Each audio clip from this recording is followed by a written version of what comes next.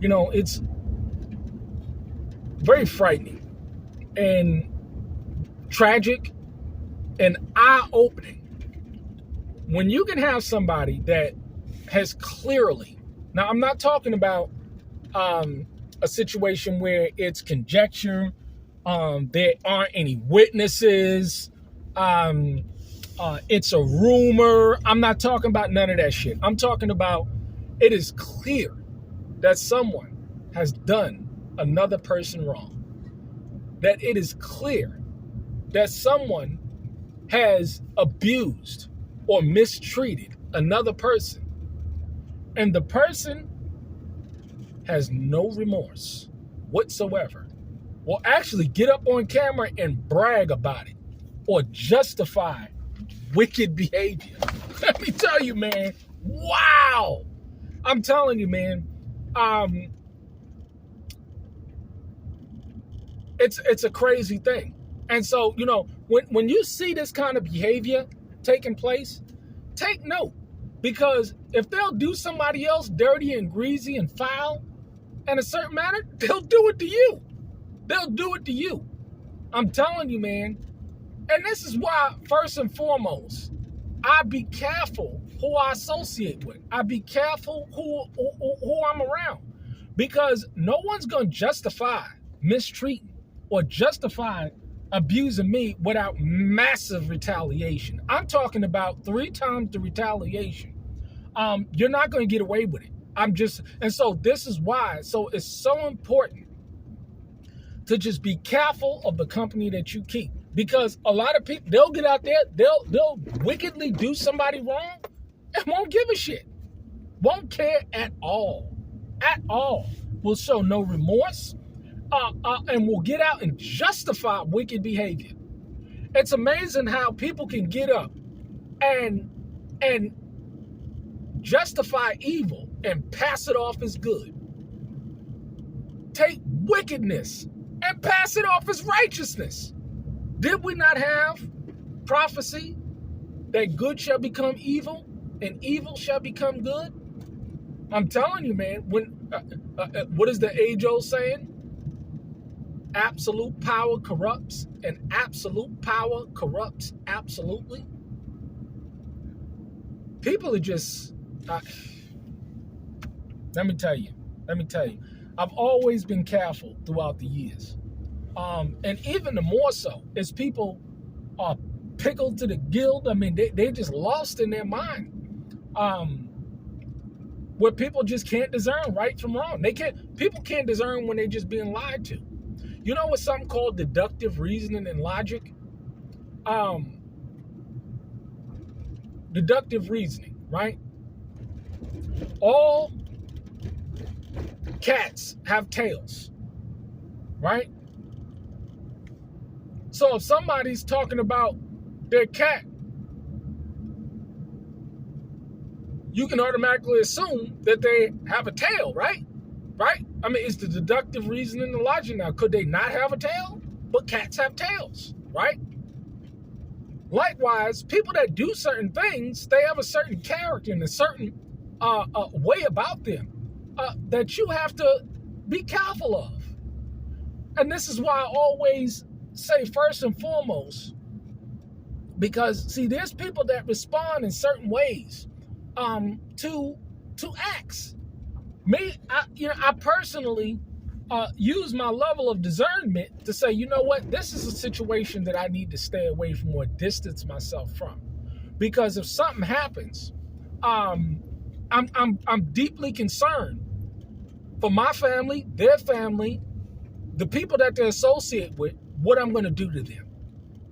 Because see, again, I mean, I'm telling you, man, you better be careful who you associate with.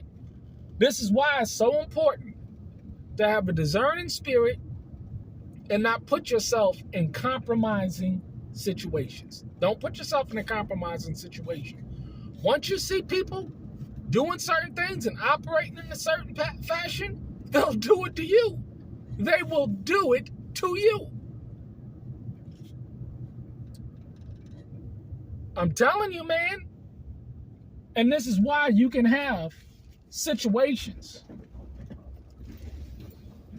where people can mistreat people so easily, especially if you ain't got nothing, you can't produce nothing, you don't bring nothing to the table. Hey man, there's a flip side to the notion of people that come to the table with nothing at all. 9 times out of 10, ungrateful, unthankful that you've put your time and resources. But on the flip side, those people can be abused so easily because they got nothing. They produce nothing. They have nothing. So it's easy to mistreat somebody that you feel don't have nothing. This is why I say again and again and again, get around with people of like mind. A person that have nothing, can't produce nothing, and has been nothing but a failure and a user and a lazy sluggard. I don't give a shit if we call ourselves Hebrews or people in the faith or no, I can't be around you. No, I cannot. I'm not going to waste my time. I'm not going to waste my energy, my resources, because you're unequally yoked. You understand that? You're unequally yoked with people that don't have the drive that you have, that don't have the ambition or the courage to go out there and get shit done for themselves and their family. There are people out there, believe it or not, that they're very much content with being taken care of by other people. It's just the truth. Look at the Section 8 and welfare system in this country.